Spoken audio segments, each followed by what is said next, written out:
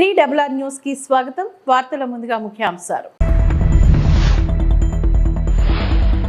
2025 December నాటికి Bandar port నిర్మాణం పూర్తి చేస్తాం. సీఎం చంద్రబాబు హామీ.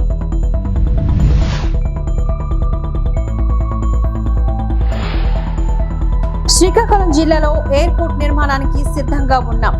కేంద్ర మంత్రి రామ్మోహన్ నాయుడు వ్యాఖ్య.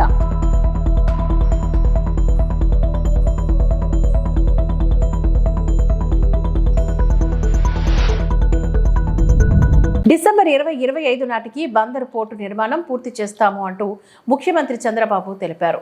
పోర్టు పనుల పురోగతిపై అధికారులను అడిగి తెలుసుకున్నారు. పనులు వేగవంతం చేయాలని ఆదేశించారు. కృష్ణా జిల్లా మచిలీపట్నంలో పోర్టు పనులను పరిశీలించిన అనంతరం సీఎం మీడియాతో మాట్లాడారు. అమరావతికి అనుసంధానంగా ఉండే పోర్టు ఇదేనని, రాజధాని పోర్టుగా దీన్ని అభివృద్ధి చేస్తామని అన్నారు. పరిశ్రమలకు కూడా ఇక్కడ అవకాశం ఇస్తే ఎగుమతులు పెరుగుతాయని అన్నారు. మచిలీపట్నం అభివృద్ధికి ప్రభుత్వం కట్టుబడి ఉందని చెప్పారు. గతంలోని ఈ ప్రాజెక్టును ప్రారంభించి మొదలుపెట్టిన పనులను గత పాలకులు నిలిపివేసినట్లుగా చెప్పారు. ఈసారి బందర్ పోర్టు పనులు పూర్తి చేసి చూపుతామని అన్నారు.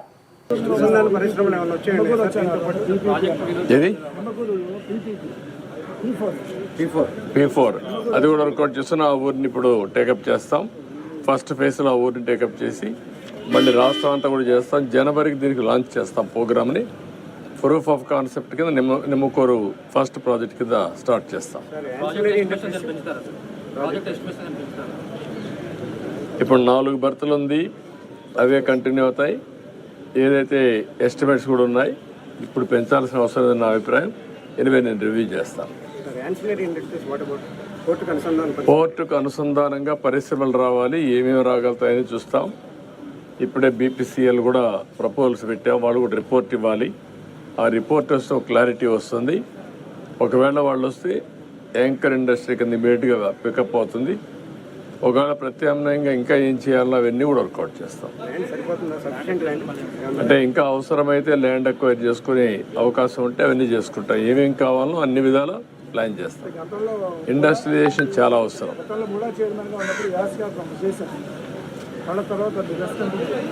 అందుకని ఇప్పుడు ఏంటంటే మెయిన్గా ముందు పోర్ట్ వస్తే చాలా ఇదవుతుంది. ఇప్పుడే మీరు చూసారు నేషనల్ హైవే వచ్చింది, దానివల్ల ఈజీ అయింది. రేపు రాబోయే రేపల్లె వరకు రైల్వే లైన్ కూడా వస్తే కనెక్టివిటీ ఈజీ అవుతుంది. ఈ విధంగా అన్నీ కూడా మచిలీపట్నాన్ని కనెక్ట్ చేస్తూ మనం ఇవన్నీ కూడా చేయాల్సిన అవసరం ఉంది.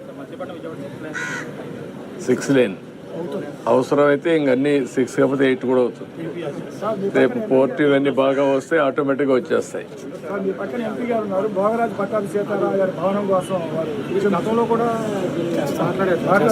అది కూడా వర్కౌట్ చేద్దాం. ఓకే చేద్దాం. ఒకసారి తీసుకుని వీళ్ళు వైఎస్ఆర్సీపీ వాళ్ళు ఇక్కడ మన పోర్టు పోలీసు ల్యాండ్ ఒకటి తీసుకుని ఇది కట్టేశారు సార్ వాళ్ళ ఆఫీసు. అది ఇంతవరకు ప్రతి చోట కట్టేశారు. అట్లా 2 acres తీసుకుని ల్యాండ్ కింద నిరుపయోగంగా ఉండేవి వాటి పరిస్థితి. అది అసలు ఏ విధమైన ఎస్టిమేట్ కాస్ట్ వేసుకుని వాళ్ళకి వెళ్ళి కట్టేసేసారు ఎవరు private contractor. Land 2 acres proposal government దగ్గర నుంచి ఏమన్నా అసలు దాని గురించి ఏమన్నా అసలు మీ దగ్గర నుంచి పర్మిషన్ తీసుకున్నారా లేదా? మున్సిపాలిటీ పర్మిషన్ ఇచ్చింది, ఎవరు పర్మిషన్ ఇచ్చారు? Who gives the permission to construct? మీరు ఇప్పుడు మాట్లాడలే కదా సార్. అడిగాం సార్, అడిగాం సార్. అప్పుడంతా మీరంతా గమ్మునున్నారు sir. Because I national media, because I don't care అన్నీ సరే. మిమ్మల్ని కూడా మాట్లాడనే లేదు, మీరు కూడా ఇంట్లో నుంచి బయట రాలేదు. అందరి మీద మీరు అప్పటి నుంచి వచ్చి ఉంటే అంత పోరాడు ఉంటే మీరు ఆపలేకపోయాం కదా. మీరు కూడా దాన్ని ఏం చేయాలో డెఫినెట్గా యాక్షన్ తీసుకుంటాం. ఏమ్మా కాదు, దీనికోసం కాదు. ఆ రోజు అందరం పోరాడాం, మీరు పోరాడారు, మేము కూడా పోరాడాం. అదే అన్నీ పోరాడాం. తప్పకుండా అది కూడా నేను ఓపెన్ మైండ్తో ఉన్నాను. నేను తెప్పిస్తాను, ఇన్ఫర్మేషన్ తెప్పిస్తాను. ఆ బిల్డింగ్స్ ఎట్లా కట్టారు అవన్నీ కూడా తెప్పించి ఏం చేయాలి డెఫినెట్గా. నేను మీరు చెప్పింది నాకు అర్థమైంది. ఇది ప్రజల ఆస్తుల్ని ఇష్టానుసారంగా దోచే పరిస్థితికి వచ్చారు, కరెక్ట్ కాదు. ఏం చేయాలి నేను చేస్తాను. దీనికి నేను చెప్పాను చాలా one of the best college ఇది కాపాడుకోవాలి. ఇది తక్షణమే నేషనలైజ్ చేస్తాం. రాష్ట్ర ప్రభుత్వం తీసుకొని దీన్ని ఏ విధంగా ముందు తీసుకుపోవాలో తీసుకెళ్తాం. నేషనలైజ్ కూడా కాదు, ప్రైవేట్ కాలేజీ కూడా కాదు. ఇది ఇది గవర్నమెంట్ సొత్తే, ఇది ఎండోమెంట్లో ఉంది. మళ్ళా స్టేట్ తీసుకుంటాం, మొత్తం డెవలప్ చేస్తాం. ఏవైతే బినామీ ఉన్నారో అందరినీ కూడా తీసేస్తాం, ప్రక్షాళన చేస్తాం. మళ్ళీ పూర్వ వైభవం తేవడానికి గుర్తుండే విధంగా దీన్ని డెవలప్ చేస్తాం. ఓకే, ఎండోమెంట్ కాబట్టి తీసేసుకుంటాం, ఇమీడియట్ తీసేసుకుంటాం. Thank you. శ్రీకాకుళం జిల్లా పాతపట్నంలో ప్రధానమంత్రి జన్మాన్ వసతి గృహానికి కేంద్ర విమానయాన శాఖ మంత్రి కింజరపు రామ్మోహన్ నాయుడు, రాష్ట్ర మంత్రి కింజరపు అచ్చెన్నాయుడుతో కలిసి శంకుస్థాపన చేశారు. అనంతరం పాతపట్నం ఎమ్మెల్యే మామిడి గోవిందరావు ఆధ్వర్యంలో బహిరంగ సభను ఏర్పాట్లు చేశారు. ఈ సందర్భంగా కేంద్ర మంత్రి మాట్లాడుతూ ఎన్డీఏ కూటమి ఆధ్వర్యంలో రాష్ట్రం అభివృద్ధి చెందుతుందని అన్నారు. భోగపురం విమానాశ్రయ నిర్మాణం పూర్తి చేస్తామని చెప్పారు. శ్రీకాకుళం జిల్లాలో కూడా ఎయిర్పోర్టు నిర్మాణానికి సిద్ధంగా ఉన్నట్లుగా ఆయన తెలిపారు. ఏలూరు జిల్లా ద్వారకా తిరుమల చిన్న వెంకన్న ఆలయాన్ని రాజమండ్రి ఎంపీ దగ్గుపాటి పురంధేశ్వరి సందర్శించారు. ఆలయ అధికారులు, అర్చకులు ఆమెకు పూర్ణకుంభ స్వాగతాన్ని పలికారు. అనంతరం ఆమె స్వామిని దర్శించి ప్రత్యేక పూజలు నిర్వహించారు. అనంతరం ద్వారకా తిరుమలలో పలు అభివృద్ధి కార్యక్రమాలకు గోపాలపురం ఎమ్మెల్యే మద్దిపాటి వెంకటరాజు, మాజీ మంత్రి జవహర్తో కలిసి పలు అభివృద్ధి పనులకు గాను ఆమె శంకుస్థాపనలు చేస్తారు.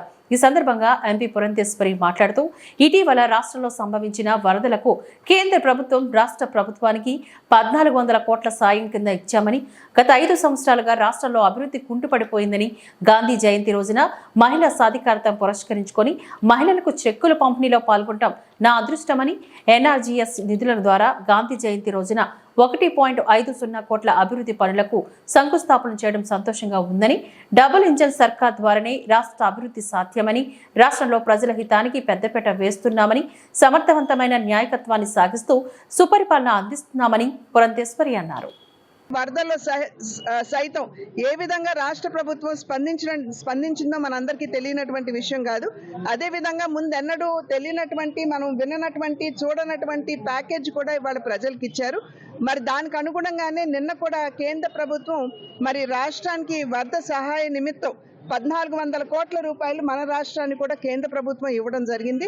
ఎన్నికల్లో ఏదైతే మేము చెప్పాము, డబుల్ ఇంజిన్ సర్కార్ అంటే కేంద్రంలో ఎన్డీఏ, రాష్ట్రంలో ఎన్డీఏ ఉంటే మన రాష్ట్రంలో అభివృద్ధి ఏదైతే గడిచిన 5 సంవత్సరాల కాలం కుంటుపడిపోయిందో దాన్ని పరుగులు పెట్టించేటువంటి అవకాశం ఉంటుంది అని చెప్పి ఆనాడు మేము చెప్పాం.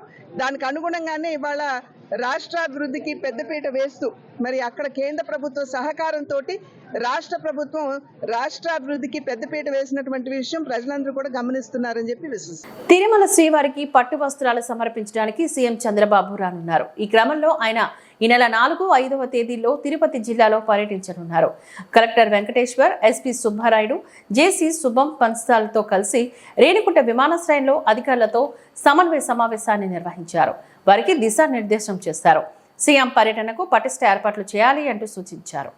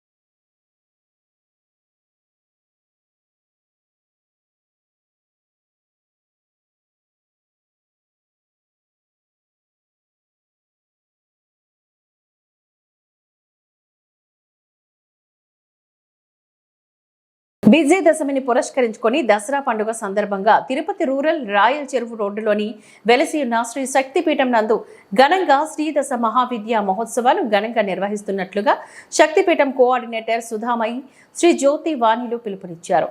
తిరుపతి ప్రెస్ క్లబ్లో బుధవారం మీడియా ముందు వీరు మాట్లాడుతూ ఈ నెల 3వ తేదీ నుంచి 12వ తేదీ వరకు ప్రతిరోజు 7 గంటల నుంచి సాయంత్రం 5 గంటల వరకు పూజా కార్యక్రమాలు ఉంటాయని చెప్పారు. అలాగే వారాహి, అంతంకిర సహితాశక్తి, కాళీదేవి హోమం, శ్రీమూర్తులకు సుహాసిని పూజలు ఉంటాయని చెప్పారు.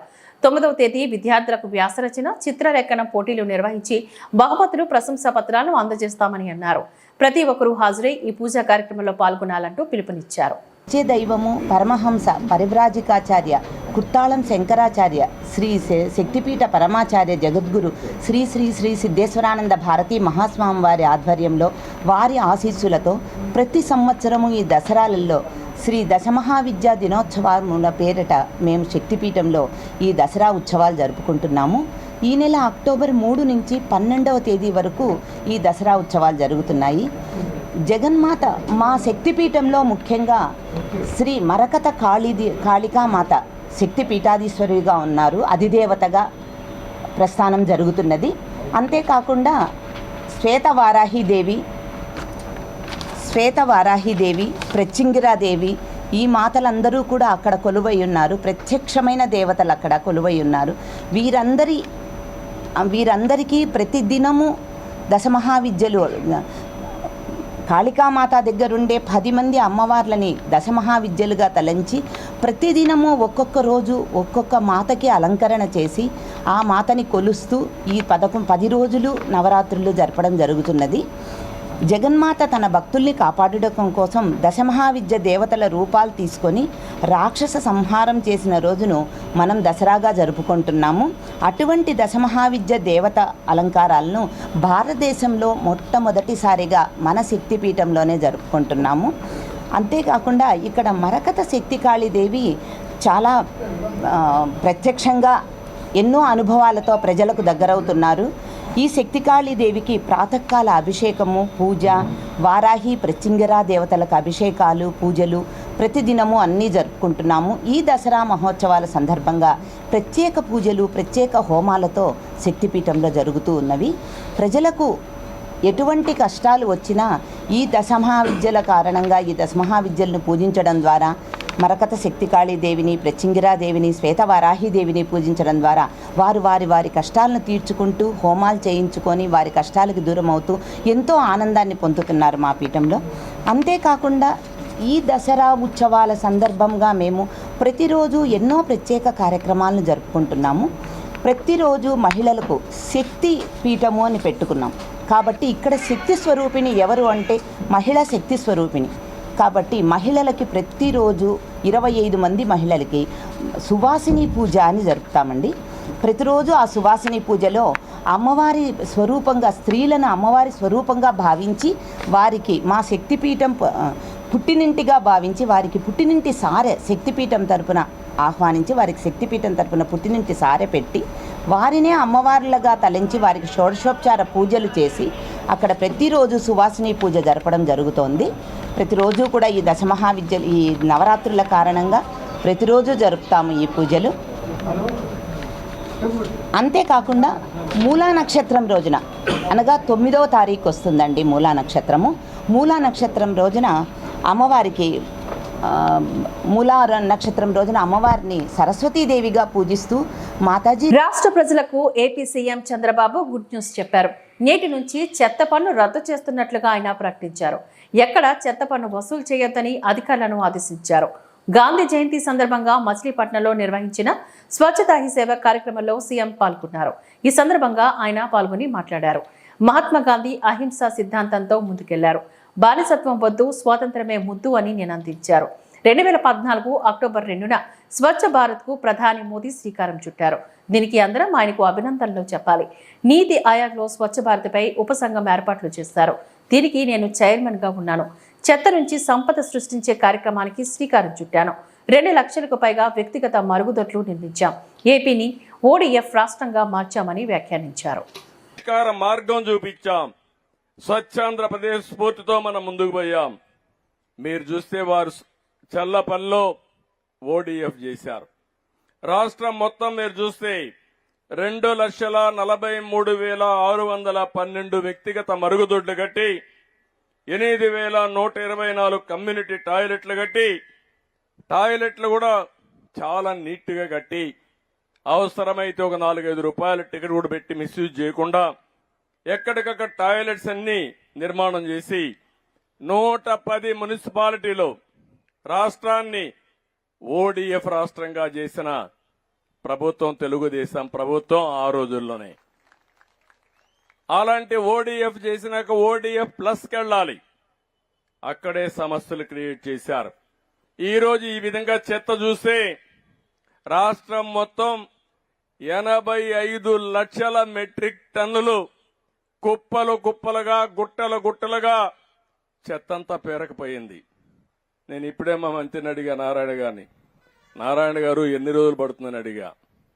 సార్ 2 ఏళ్లు పడుతుంది అన్నాడు. 2 ఏళ్లు పడితే మనం పనిచేసినట్టు కాదు.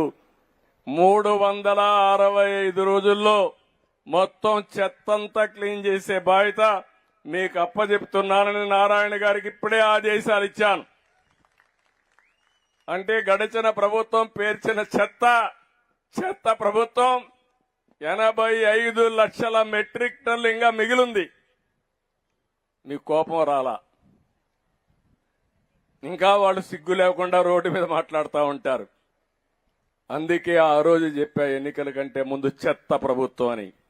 చెత్త మీద పన్నేశారు గాని చెత్త మాత్రం తొలగించలేదు. ఇంకా ఒక మాట చెప్పాలంటే ఎంత చెత్త ప్రభుత్వం అంటే చెత్త తొలగించకుండా చెత్త మీద పన్నేసి కావాలని ఆ చెత్త తీసుకొచ్చి మన షాపుల ముందు వేసే పరిస్థితికి వచ్చారు. అందుకే నేను ఒక మాట చెప్పాను, చెత్త మీద ప్రభుత్వం వేయడం కరెక్ట్ కాదు. అందుకే ఈ రోజు అనౌన్స్ చేస్తున్నా, ఎక్కడ కూడా చెత్త మీద పన్నేయడానికి వీలు లేదు, రద్దు చేస్తున్నాం. అనకాపల్లి జిల్లా నర్సీపట్నం నియోజకవర్గం మున్సిపాలిటీలో అక్టోబర్ 2 గాంధీ జయంతి సందర్భంగా స్వచ్ఛతా హీ సేవ కార్యక్రమం 2024 కార్యక్రమం నిర్వహించడం జరిగింది. ఈ కార్యక్రమంలో మున్సిపల్ చైర్మన్ సుబ్బలక్ష్మి అధికారులపై తీవ్రంగా ఆగ్రహించారు. ఈ సందర్భంగా మున్సిపల్ చైర్మన్ సుబ్బలక్ష్మి మాట్లాడుతూ, స్వచ్ఛతా హీ సేవ బ్యానర్ పై నా ఫోటోలు లేనందున కమిషనర్ పై కలెక్టర్కు ఫిర్యాదులు చేస్తానని హెచ్చరించారు. గతంలో కూడా ఇదే విధంగా జరిగిందని, నేను రిజర్వేషన్ మహిళ కావడంతో కావాలని మున్సిపాలిటీకి సంబంధించిన కార్యక్రమంలో గానీ వాటి యొక్క బ్యానర్లపైన గానీ నా యొక్క పేరు గానీ ఫోటో గానీ పెట్టడం లేదని ఆమె ఆరోపించారు. నేను ఒక మున్సిపల్ చైర్మన్ విషయం మరిచి నాకు ఇవ్వాల్సిన ప్రోటోకాల్ కూడా ఇవ్వడం లేదని ఆమె అన్నారు. ఈ విషయంపై కలెక్టర్ గారికి ఫిర్యాదు చేయడం జరుగుతుందని చెప్పారు. శుభాకాంక్షలు. అంటే ఆర్డీఓ గారు ఎంఆర్ఓ గారు ఉన్నప్పుడు నేను చెప్పాలి, ఈ రోజు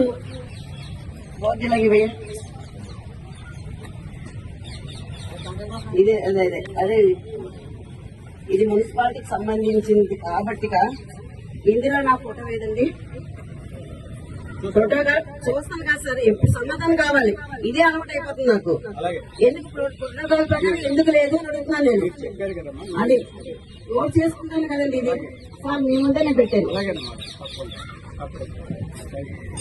నమస్కారం అండి, నా పేరు బోడపాటి సుబ్బలక్ష్మి, అనకాపల్లి జిల్లా నర్సీపట్నం మున్సిపాలిటీ చైర్పర్సన్ అండి. నేను ఈరోజు దేశవ్యాప్తంగా అక్టోబర్ 2 చాలా హ్యాపీగా జరిగిందండి. దానికి మా మున్సిపాలిటీలో కూడా కమిషనర్ గారు మమ్మల్ని ఆహ్వానించారు. ఆ కార్యక్రమానికి నేను హాజరయ్యాను. హాజరైన తర్వాత పెద్దలందరూ అదే కలెక్టర్, ఆర్డీఓ గారు, ఎంఆర్ఓ గారు వీళ్ళందరూ వచ్చారు. అలాగే టీడీపీ నాయకులు కూడా వచ్చారు. అలా అంతా మంచిగా ప్రోగ్రాం చాలా మంచిగా జరిగిందండి. గాంధీ జయంతి బాగా జరిగింది. ఈలోగా బ్యాండ్ చూశాను నేను. ఆ బ్యాండ్ ఒకసారి చూస్తే నాకు మనసు బాధ పెట్టుకున్నాను. అప్పుడు నేను ఒక్క నిమిషం మాట్లాడాలని చెప్పి నేను మాట్లాడాను. ఒకసారి బ్యాండ్ చూపించండి అన్నాను, చూపించారు. కానీ మా ఊరు ఎమ్మెల్యే గారి ఫోటో తప్ప, ప్రోటోకాల్ ప్రకారం ఎమ్మెల్యే గారి ఫోటో తప్ప నా ఫోటో అయితే లేదండి. మొన్న కూడా ఇలాగే జరిగింది, ఇదే బ్యాండ్ తోటి జరిగింది. అప్పుడు కూడా నా ప్రోటోకాల్ ప్రకారం నాది వేయలేదు. ఏంటి ఇలా ఎందుకు చేశారని చెప్పి మన ఆర్డీఓ గారు అందరూ ఎదురుకుంటా నేను చెప్పడం జరిగింది. అందరూ విన్నారు. చాలా చాలా మనసు అయితే నేను చాలా బాధపడుతున్నాను. ఏ రోజు కూడా చైర్పర్సన్ అన్నది మా ఇప్పటికి రాలేదండి. ఇస్తున్నారు అయితే మా క్యాష్ ని బట్టి అవమానిస్తున్నారు, మరి మా దేన్ని బట్టి అవమానిస్తున్నారు కానీ మమ్మల్ని అయితే అవమానిస్తున్నారు. దయచేసి నేను ఈ విధంగా కలెక్టర్ గారికి పిటిషన్ పెట్టవలసి వచ్చింది. నేను కలెక్టర్ గారు ఇది విని నాకు మున్సిపల్ కమిషనర్ మీద చర్య తీసుకుంటారని నేను మనస్ఫూర్తిగా నమస్కారం చేస్తున్నానండి. కలెక్టర్ గారికి అందజేస్తున్నానండి. వ్యసనాలకు బానిసలై చోరీకి పాల్పడుతున్న 2 యువకులను అరెస్ట్ చేసినట్లుగా సిఐ సిహెచ్ విద్యాసాగర్ తెలిపారు. వారి వద్ద నుంచి 212 గ్రాముల బంగారం, 2 కేజీల వెండి, 1 టైటాన్ వాచ్ ను స్వాధీనం చేసుకున్నట్లుగా చెప్పారు. ఈ ఏడాది మే 5వ తారీఖున కొత్తపేట మండలం బ్యాంకు కాలనీకి చెందిన రామోజు అనురాధ తన కుటుంబ సభ్యులతో కలిసి రాజమండ్రి వెళ్లి అదే నెలలో 9వ తారీఖున తిరిగి వచ్చింది. అయితే ఇంటికి వచ్చి చూడగా తలుపులు పగలగొట్టి బీరువాలో ఉన్న బంగారం, వెండి వస్తువులు గుర్తు తెలియని వ్యక్తులు దొంగిలించినట్లుగా పోలీసులకు ఫిర్యాదు చేసింది. దీనిపై కేసు నమోదు చేసిన పోలీసులు గురువారం వాడపాలెంలో దొంగతనానికి పాల్పడిన బండారు మణికంఠ, చింతపల్లి వెంకటరాజు అనే యువకులను అరెస్ట్ చేసినట్లుగా సిఐ విద్యాసాగర్ వెల్లడించారు. వారి వద్ద నుంచి సుమారు 13 లక్షల రూపాయల విలువైన 212 గ్రాముల బంగారం, 2 కేజీల వెండి, టైటాన్ వాచ్ ను స్వాధీనం చేసుకున్నామని వివరించారు. ముద్దాయిలను అరెస్ట్ చేయడంలో ప్రతిభ కనబరిచిన ఎస్ఐ జి సురేంద్ర, పోలీస్ సిబ్బంది విద్యాసాగర్ ను అభినందించారు. అందరం కలిసి ఈరోజు ఉదయం 11:30 గంటలకు ఒక 2 మనుషుల్ని వాడపాలెం దగ్గర అరెస్ట్ చేసి వాళ్ళ వద్ద నుంచి 227 గ్రాముల బంగారాన్ని రికవరీ చేసి, అదేవిధంగా 2 కేజీల 100 గ్రాముల వెండిని కూడా రికవరీ చేయడం జరిగింది. ఇంటాక్ట్ ప్రాపర్టీని రికవరీ చేసాం. ఎవరైతే ముద్దాయిలు ఉన్నారో వాళ్ళ ఇంటికాడ దాచి ఈవేళ అమ్ముదామని చెప్పి బయలుదేరుతుంటే మాకు రావడం సమాచారం. వాళ్ళ అదుపులో తీసుకొని ఈ గోల్డ్ ప్రాపర్టీని, అదేవిధంగా ఈ వెండిని కూడా సీజ్ చేయడం జరిగింది. వీళ్ళని అరెస్ట్ చేసి రిమాండ్కి పంపిస్తాం. అదేవిధంగా వీళ్ళ గతంలో కూడా వీళ్ళ మీద కేసులు ఉన్నాయి. కాబట్టి ఎవరైనా ముఖ్యంగా ఈ దసరా సెలవులు కాబట్టి అందరూ పండగలకి వేరే ఊర్లు వెళ్తూ ఉండొచ్చు, సెలవులు కాబట్టి వెళ్ళేటప్పుడు కొంచెం జాగ్రత్తలు పాటించాలి. మీ యొక్క ఇంట్లో క్యాష్, బంగారం, డబ్బు ఇవన్నీ ఉన్నప్పుడు అవన్నీ లాకర్లో పెట్టుకోవడం, లేకపోతే మీకు తెలిసిన వాళ్ళ ఇంట్లో పెట్టుకోవడం, లేకపోతే మీరు వెళ్ళే దగ్గరికి జాగ్రత్తగా సేఫ్గా తీసుకెళ్ళడం. ఎందుకంటే వెళ్ళేటప్పుడు కూడా బస్సుల్లో, ఆటోల్లో దొంగతనాలు జరుగుతూ ఉంటున్నాయి. మన జాగ్రత్తగా, మన కష్టపడిన సొమ్ము కాబట్టి జాగ్రత్తగా వాటిని భద్రంగా పంచుకోవాల్సిన బాధ్యత మీ మీద కూడా ఉంటుంది. కాబట్టి జాగ్రత్తగా అందరూ కూడా సెలవులకు వెళ్ళేటప్పుడు లాకర్స్లో కానీ, మీ బంధువుల వద్ద కానీ ఉంచుకోవాలి. అదేవిధంగా మీరు ఎక్కడికైనా సెలవులకి వేరే ఊళ్ళు వెళ్తున్నప్పుడు మా పోలీస్ స్టేషన్కి ఇన్ఫామ్ చేస్తే ఆ నైట్ బీట్ తిరిగే వాళ్ళు ఆ ఇళ్ల మధ్యలో తిరుగుతూ ఎటువంటి అనుమానాస్పద వ్యక్తులు తిరిగినా వాళ్ళ అదుపులోకి తీసుకోవడం జరుగుతూ ఉంటుంది. కాబట్టి అందరూ కూడా పోలీసు మీదే వదిలేయకుండా మీ జాగ్రత్తలు మనం తీసుకోవాల్సిన జాగ్రత్తలు మనం తీసుకుంటే కొంతవరకు నేరాలను అరికట్టవచ్చు. అదేవిధంగా ప్రస్తుత రోజుల్లో సీసీ కెమెరాలు అన్నవి చాలా ఇంపార్టెంట్. అందరూ కూడా దయించి ఈ కొత్తపేట నియోజకవర్గంలో మన రావులపాలెం, కొత్తపేట, ఆల్మూరు, ఆత్రేయపురంలో ఎక్కడ ఇంపార్టెంట్ 10 ఇళ్ళు కలిపి చక్కగా ఆ సందు చివర ఒక సీసీ కెమెరా ఏర్పరచుకుంటే చాలా ఉపయోగం. అది దొంగతనాలు కానివ్వచ్చు, గొడవలు కానివ్వచ్చు, కొట్లాటలు కానివ్వచ్చు, రకరకాలుగా మనకి బాగా ఉపయోగపడే ప్రస్తుత రోజుల్లో ఉపయోగపడేది. కాబట్టి అందరూ కూడా దయించి మీ సీసీ కెమెరాలని ఇన్స్టాల్ చేసుకోండి.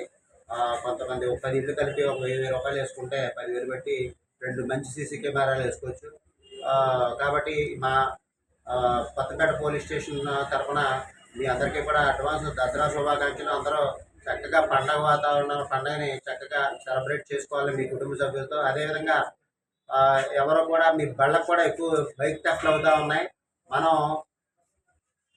మన ఆరోగ్యానికి హెల్త్ కేర్ ఎలా తీసుకున్నామో అలాగే మన బళ్ళకు కూడా. ఈ వార్తలు ఇంతటితో సమాప్తం. నమస్కారం.